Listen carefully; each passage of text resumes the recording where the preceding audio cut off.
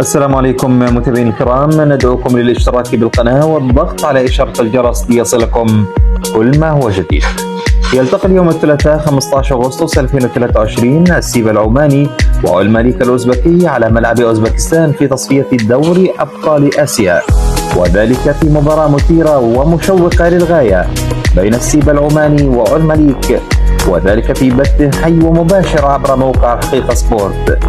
كذلك سنحدد لكم هذا الموعد وهو موعد انطلاق المباراة لتكونوا على علم في موعد انطلاقها وبثها عبر موقع الحقيقة سبورت، حيث أن موعد مباراة السيب والملك في بث حي ومباشر في تمام الساعة 6 بتوقيت مصر، وكذلك بتوقيت السعودية في ذات الوقت، كذلك الساعة 7 بتوقيت الإمارات والساعة 7 بتوقيت عمان والساعة 4 بتوقيت تونس والمغرب والجزائر.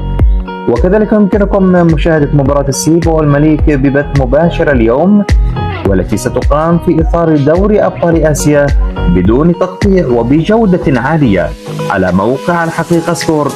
قبل المباراة بدقائق سيتم وضع رابط البث. إلى هنا وإلى اللقاء.